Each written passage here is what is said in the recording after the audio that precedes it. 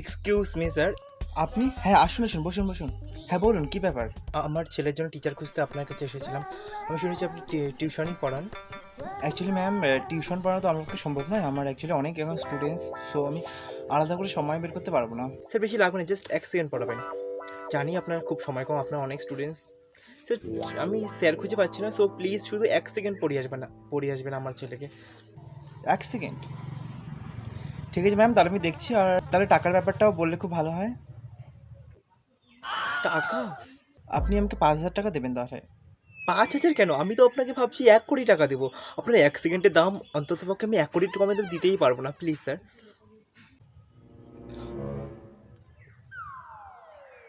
আমরা এমনিতে খুব ভালো, আমরা 1 কোটি টাকা আমরা মাসের শুরুতেই আপনাকে দিয়ে দেবো। আর কয়েক মাস পর। এক্সকিউজ মি ম্যাম, বলুন। আপনার ছেলের কিন্তু 2 মাস হয়ে গেছে, আপনি আমাকে এখনও টাকার কিছু বললেন না। আমার আমার বেতনটা একটু ক্লিয়ার করলে খুবই ভালো হয়। হোয়াটস রং? টাকা?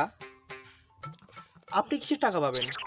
আপনি বুঝতে পারছেন না? টিউশনের ফিস। ও হ্যাঁ, আপনি আমার থেকে 1 টাকা পাবেন। আপনি বলেছিলেন আমাকে 1 কোটি করে দেবেন। ও বুঝতে পারছেন না 1 টাকা কিসের?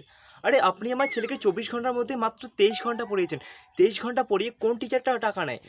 দিনে 24 ঘন্টার মধ্যে 26 ঘন্টা আপনাকে অন্ততপক্ষে পড়ানো উচিত। না, না 23 ঘন্টা পড়ালে আমি তো 1 আপনি তো টাকা খুব বেশি অভদ্র, দিতে পারবো না। এরকমটা না, হয় না, কি করে? আপনার কি 1 করে 1 টাকা টাকা হচ্ছে। হয়? আমরা তো 1 আমি কোটি, মানে কালকের মধ্যে 2 মাসে আপনাকে 2 কোটি টাকা পেতে পারি। আমি কালকের মধ্যে আপনাকে 1 টাকার একটা চেক পাঠিয়ে দেবো। কি অভদ্র রে! না, না, না, কি এটা সব এসব বলে? এরকম আমাদের তো হিসাব ছিল 24 ঘন্টার মধ্যে 26 ঘন্টা পড়াতে হবে। আর আপনি যদি না পড়ান তাহলে রাস্তা দেখতে পারেন। আমাদের এখন অনেক টিচার আছে, আমাদের টিচারের অভাব নেই। বাই।